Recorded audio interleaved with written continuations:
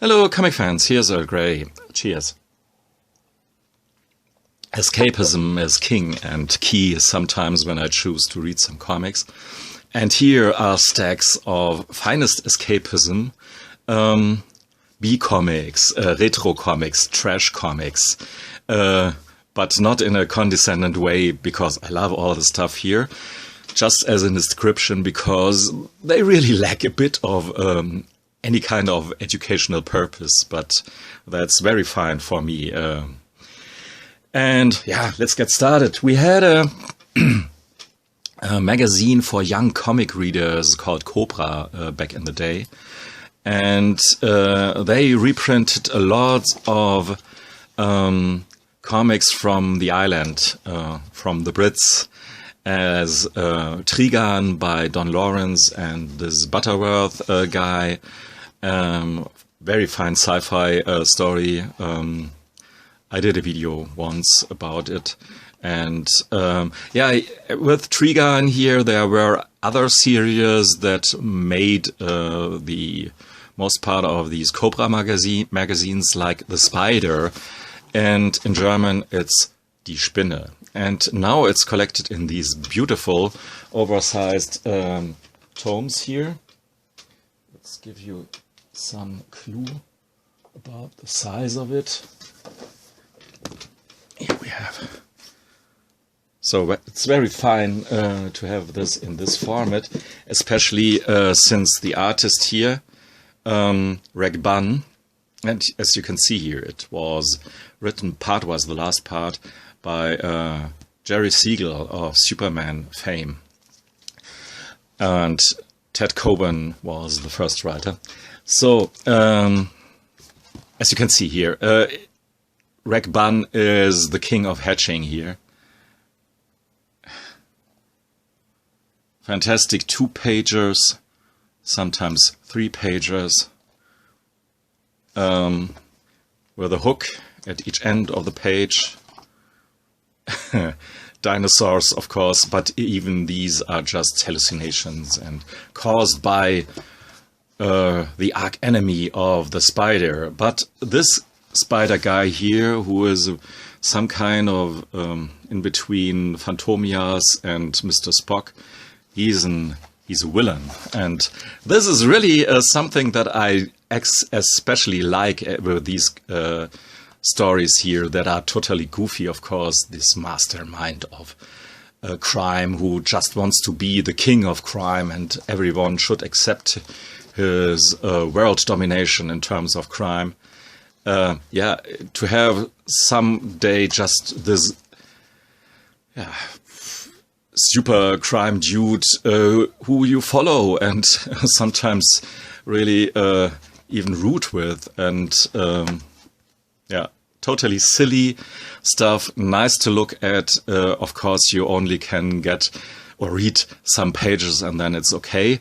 So I did my own reading marker here in this book here, like I did with many of the stuff here, because these are books that I typically read just a few pages and then I'm fine with them. Like with this one here, The Steel Claw. It was in the original, written by Ken Balmer, drawn beautifully by Jesus Blasco. The German title is a bit different. If you would, the Steel Claw in German would mean die stählerne Kralle, but they went along with the title that they used in the old Cobra magazine, the Iron Hand, which is fine with me.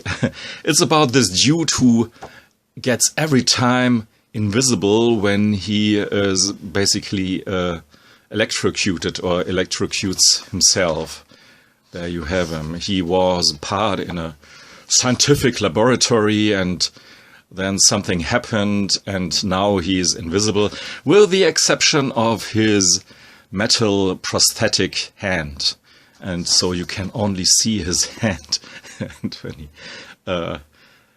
fights. In the beginning he wants to be some kind of arch criminal, bit like the spider, actually.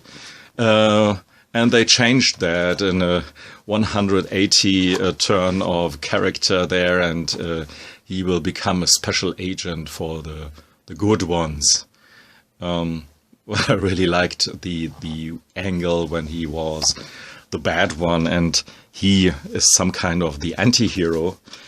I don't know, it's so appealing to follow some crime character doing his stuff here. I don't know what it is with me.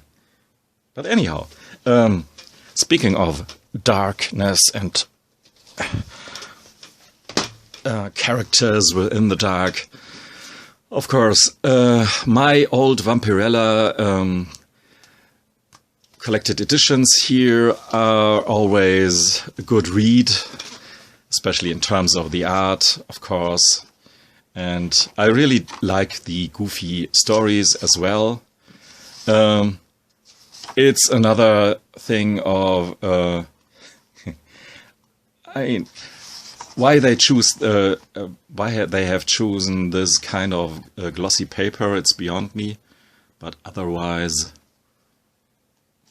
it's just, I mean, yeah, the stories are pretty much forgettable, but look at just one of these panels here.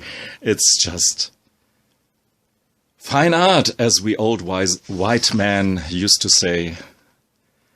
And especially this story is totally goofy nonsense. Sometimes these stories really shine and have above the art appeal something on top of it. There are some nice horror stories within these, and but in terms of pure escapism, you can't get better stuff, actually. And of course, I did my ribbon markers, reading markers here in these Vampirellas as well. And this is where I am right now in volume 12. But I don't have read all the 11 before thoroughly. I will do. But here, blood red ribbon marker. So, yeah, Vampirella. If you need some kind of escape from your everyday life, nothing is better than that. A bit more modern comic is Agent 327, but it's a comic that I turn to as well when I need some fine escapism. It is written and drawn by Martin Lodewijk, who wrote, for example, A Storm for Don Lawrence or January Jones.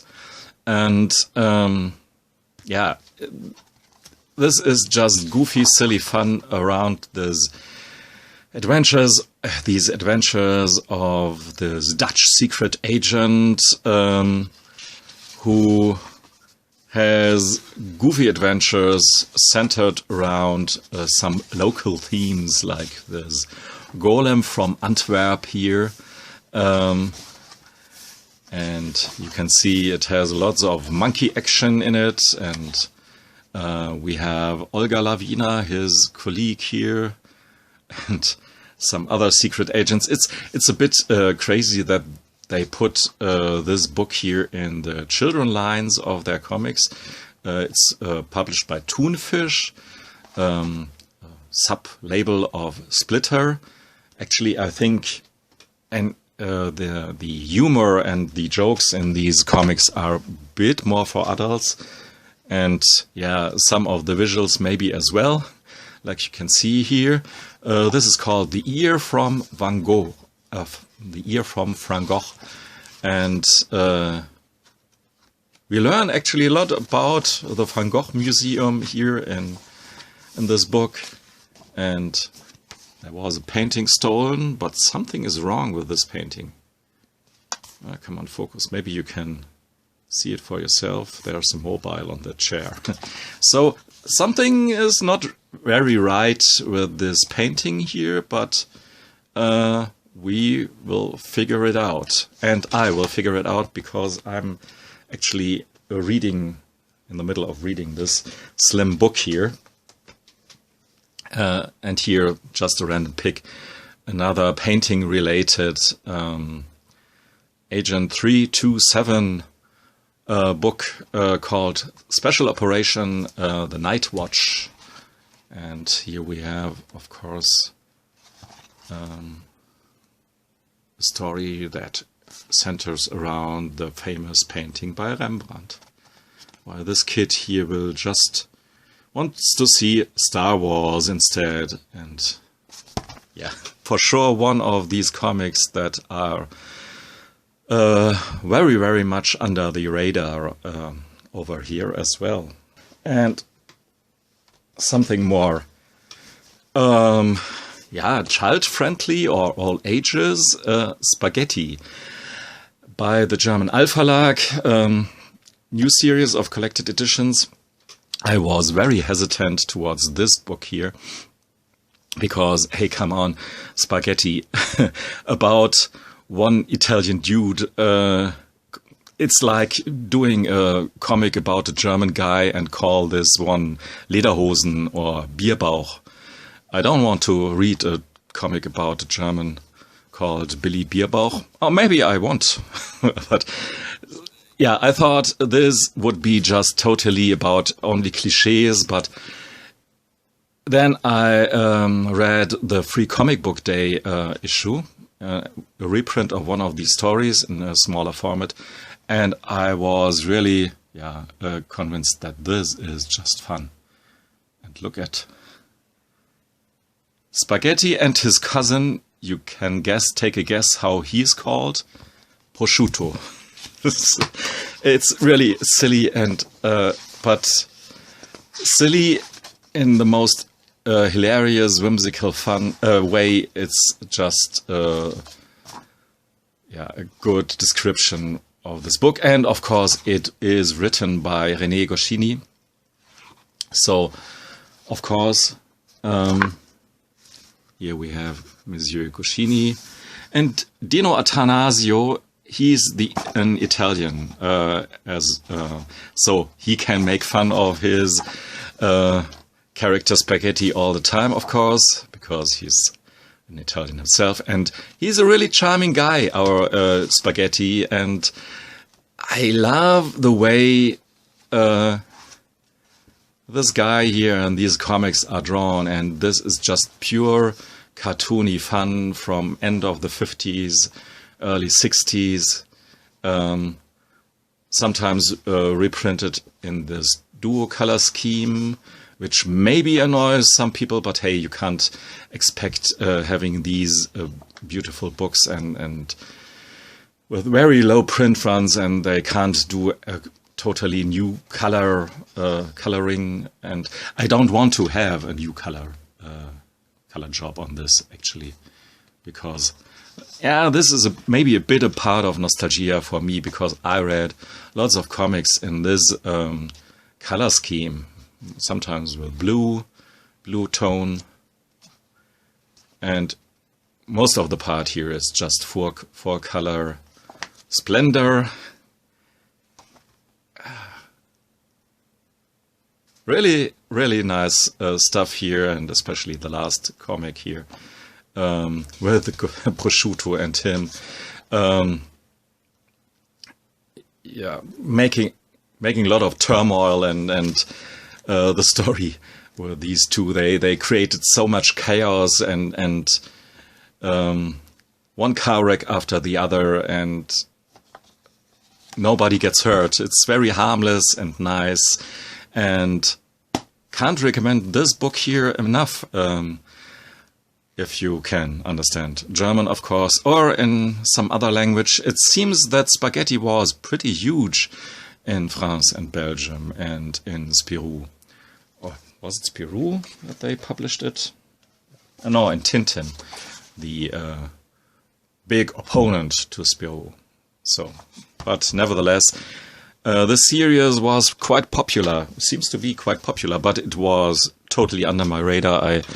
And Dino Attanasio, I've never heard of that guy before, which is obviously a mistake, because he was the first one to draw a Bob Morene comic.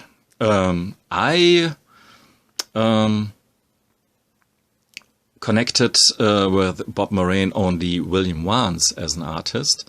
And yeah, I bought the Bob Morenes that came out so far just because of William Vance, because I like his old school cartooning very much. And yeah, it's a very old school adventure comic around these square-jawed heroes here, Bob and his friend, who travel in time back into the medieval ages in this story here. So yeah, time travel as a vehicle to basically allow you every kind of adventure story with fair maidens and sci-fi, and yeah, here you have medieval ages sci-fi, nice looking women and shooting on a double page, and a bit of the devil and pure art enjoyment. I really love this book here. It's by the same publisher, Alphalag. So, hey, let me check. This was almost everything I want to talk about today. We have an anthology here called Peng in a very low print run. Low print run.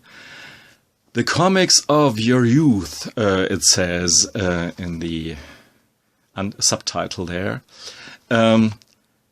And these anthologies collect in American comic book format stuff from way back then. As you can see here, not only all ages stuff, but I think it's actually for all ages. Nothing that will harm your children seriously.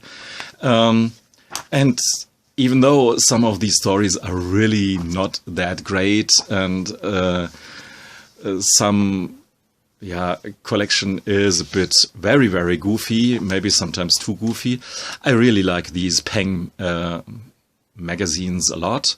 And quite frankly, when they come with my other stuff from my pull list, they are the first that I read. So I will cover these a bit more in detail on my second channel, Earl's Waschmaschine, in which I will do more of the German stuff in German in the future, and some bad efforts at bad music videos, and whatever comes to my mind, what is not talking about comics in English. So go to Earl's Waschmaschine and maybe subscribe to that channel, and you will see what will come in the future and what will I do over there. So, thanks for listening and watching. Goodbye.